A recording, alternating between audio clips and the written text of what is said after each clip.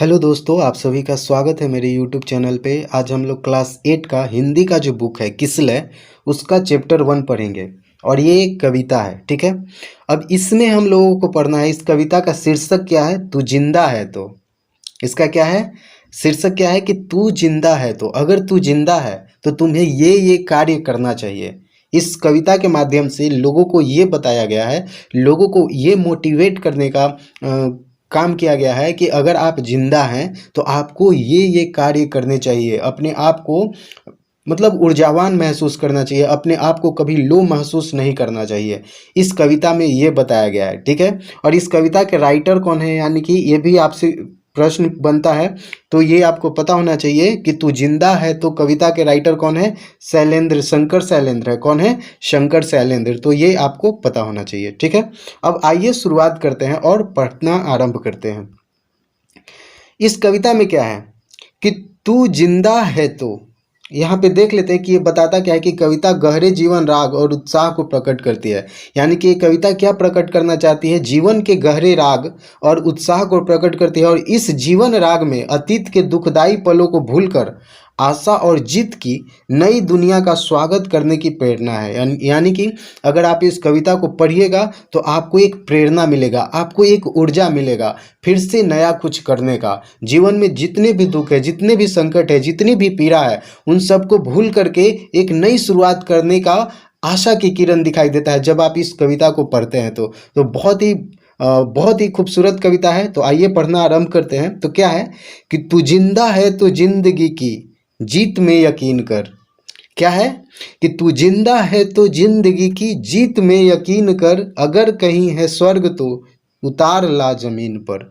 मतलब क्या है कि अगर आप जिंदा हैं तो जीत में यकीन कीजिए। हार में यकीन नहीं करना है बल्कि जीत में यकीन करना है। हमें जीतना है, हारना नहीं है। अगर मान लीजिए लाइफ में कोई हार आ भी गई तो उसको ध्यान में न रखते हुए आगे हम कैसे जीत सकते हैं, कौन सी कमियां रह गई जिसके कारण हम नहीं जीत पा रहे हैं, तो उस चीज़ को देखें कि कौन कौन सी ऐसी कमियां हैं। उन कमियों को दूर करेंगे और हम क्या करेंगे? जीत में यकीन करेंगे। तो यही जो इसका जो फर्स्ट सेंटेंस है वो क्या कर रहा है कि तू जिंदा है तो जिंदगी की जीत में यकीन कर, अगर कहीं है स्वर्ग तो उतार ला जमीन पर। और अगर कहीं स्वर्ग है तो उसको कहाँ पे? धरती पे उतार ला। इसका कहने का मतलब क्या है कि स्वर्ग और नरक सिर्फ ऐसा कहने के लिए है। अगर आपको स्वर्ग का अनुभव लेना है तो आपको जमीन को ही क्या बनाना है? स्वर्ग बनाना है। इसका कहने का मतलब क्या है कि आप जमीन पे ही ऐसा माहौल क्रिएट कीजिए जिससे यही धरती ही आपको स्वर्ग दिखाई दे। आपको स्वर्ग का सुख जो है वो धरती पे ही मिल सके।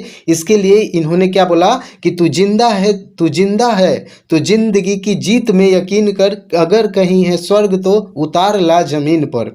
आगे बढ़ते हैं तो इसका जो अर्थ है वो क्लियर हो गया होगा। आगे बढ़ते तो क्या है? ये गम के और 4 दिन, सितम के और 4 दिन। क्या कर रहा है आगे कि ये गम के और 4 दिन, सितम के और 4 दिन, ये दिन भी जाएंगे गुजर, गुजर गए 1000 दिन।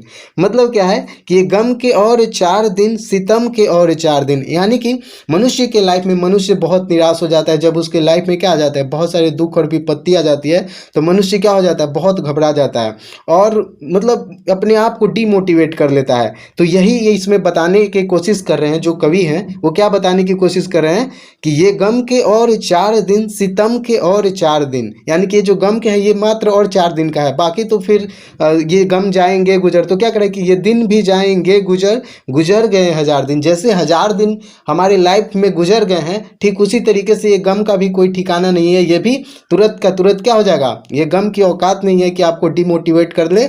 इसके लिए क्या होना है? इसको थोड़ा सा धैर्य रखना है। और ये जो दुख का गम है, दुख के दिन है, वो क्या हो जाएंगे? गुजर जाएंगे। तो ये कहने का मतलब क्या हुआ कि गम के और 4 दिन, सितम के और 4 दिन, ये दिन भी जाएंगे गुजर, गुजर गए 1000 दिन।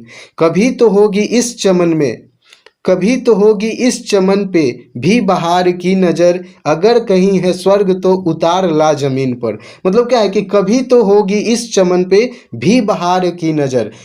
मतलब कवि कितना आश्वस्त है। कवि जो है वो कितना आश्वस्त है कि आज हमारे लाइफ में जो गम के ये 4 दिन है, सितम के और 4 दिन, मान लीजिए आगे और भी 4 दिन होगा, लेकिन कभी ना कभी ये जो बहार है, ये जो खुशियां हैं, उसकी नज़र तो कभी ना कभी हमारे लाइफ पे पड़ेगा। यानी कि हमारे लाइफ में कभी ना कभी तो खुशियां आएंगी ही आएंगी। कवि का ये भाव है। और क्या कह रहा है कि अगर कहीं है स्वर्ग तो उतार ला जमीन पर, तू जिंदा है तो जिंदगी की जीत में यकीन कर। ये आपके लिए भी है, यानी कि आप स्टूडेंट्स के लिए भी है कि अगर मान लीजिए कोई एग्जाम्स में फेल हो जाते तो डीमोटिवेट नहीं होना है, बल्कि फिर से मेहनत करनी है। तो यही बताया गया है कि ये गम के और 4 दिन, सितम के और 4 दिन, ये दिन भी जाएंगे गुजर, गुजर गए 1000 दिन, कभी तो होगी इस चमन पे भी बहार की नज़र, अगर कहीं है स्वर्ग तो उतार ला जमीन पर, तू जिंदा है तो जिंदगी की जीत में यकीन कर। ठीक है, यहाँ तक क्लियर हो गया। आगे बढ़ते हैं। अब क्या करा है कि सुबह और शाम के रंग रंग रंगे हुए गगन को चूम कर, क्या करा है, सुबह और शाम के रंगे हुए गगन को चूम कर, तू सुन तू सुन जमीन गा रही है कब से झूम झूम कर। क्या बोला है कि सुबह और शाम के रंगे हुए गगन को चूम कर, तू सुन जमीन गा रही है कब से झूम झूम कर, तू आ मेरे सिंगार कर, तू आ मुझे हसीन कर, अगर कहीं है स्वर्ग तो उतार ला जमीन पर, तू जिंदा है तो जिंदगी की जीत में यकीन कर। इसमें क्या बताने की कोशिश की गई है कि सुबह और शाम के रंगे हुए गगन को चूम कर, तू सुन जमीन गा रही है कब से झूम झूम कर। मतलब कि आप सुबह में देखते हैं तो आसमान कैसा रंगीन दिखाई देता है, शाम में देखिए तो रंगीन दिखाई देता है। धरती जो है वो कितनी हरियाली से लहलहाती हुई, हंसती हुई, मुस्कुराती हुई, ऐसा लगता है कि झूम झूम करके क्या कर रही है, गा रही है। यानी कि आप हरियाली को देखिए ना, धरती के चारों तरफ जितनी भी हरियाली है, पेड़ पौधे हैं, प्रकृति को देखिए और उससे क्या लीजिए, आनंद लीजिए, उससे देख करके आप मोटिवेट होइए, ये कहने का प्रयास किया गया है। आगे बढ़ते हैं तो क्या करा है कि 1000 भेष धर के आई मौत तेरे द्वार पर, 1000 भेष धर के आई मौत तेरे द्वार पर, मगर तुझे न छल सकी चली गई वो हार कर। यहाँ पे कवि क्या कर रहे हैं कि 1000 भेष धर के आई मौत तेरे द्वार पर, मगर तुझे न छल सकी चली गई वो हार कर, नई सुबह के संग सदा तुझे मिली नई उम्र, अगर कहीं है स्वर्ग तो उतार ला जमीन पर, तू जिंदा है तो जिंदगी की जीत में यकीन कर। यानी कि ये बताने की कोशिश की गई है कि आपको ये जो जन्म मिला है, आपको जो ये जीवन मिला है, इसका वैल्यू आप कीजिए, इसको, इसका महत्व समझिए कि ये कितना महत्वपूर्ण है। और ये बताने की कोशिश की गई है कि 1000 भेष धर के आई मौत तेरे द्वार पर, मगर तुझे न छल सकी चली गई वो हार कर, नई सुबह के संग सदा तुझे मिली नई उम्र, अगर कहीं है स्वर्ग तो उतार ला जमीन पर। ठीक है, आगे बढ़ते हैं। हमारे कारवां को मंजिलों का इंतजार है। कारवां का मतलब क्या होता है, कारवां का मतलब होता है लोगों का जो झुंड होता है ना, कहीं जाने, मान लीजिए लोग जैसे कहीं एक जगह से दूसरे जगह, लोग झुंड में एक जगह से दूसरी जगह ट्रैवल करते हैं, उसको क्या बोलते हैं, कारवां बोलते हैं। तो ये यहाँ पे क्या बोल रहे हैं, हमारे कारवां को मंजिलों का इंतजार है, ये आंधियों ये बिजलियों की पीठ पर सवार है, तू आ कदम मिला के चल चलेंगे एक साथ हम, अगर कहीं है स्वर्ग तो उतार ला जमीन पर। मतलब यहाँ पे क्या कहा गया है, इसमें ये कवि बताने की कोशिश कर रहे हैं कि जब हम लोग ग्रुप में होते हैं, मतलब हम जब हम लोग एक कारवां में होते हैं, मतलब जितने भी मान लीजिए कोई मुश्किल परिस्थितियाँ आती हैं, तो अगर मान लीजिए लोग एक साथ मिल करके उसका मुकाबला करते हैं, तो वो जो कठिनाइयां हैं, यानी कि वो जो चैलेंजेज है, वो जो प्रॉब्लम्स है, वो प्रॉब्लम्स न, मतलब प्रॉब्लम्स नहीं लगते हैं। यानी कि सब लोग मिलजुल करके क्या कर लेते हैं, उसका हल निकाल लेते हैं। तो यही बताने की कोशिश की गई है कि हमारे कारवां को मंजिलों का इंतजार है, ये आंधियों ये बिजलियों की पीठ पर सवार है, तू आ कदम मिला के चल चलेंगे हम साथ, एक साथ हम, अगर कहीं है स्वर्ग तो उतार ला जमीन पर, तू जिंदा है तो जिंदगी की जीत में यकीन कर। ठीक है, आगे बढ़ते हैं।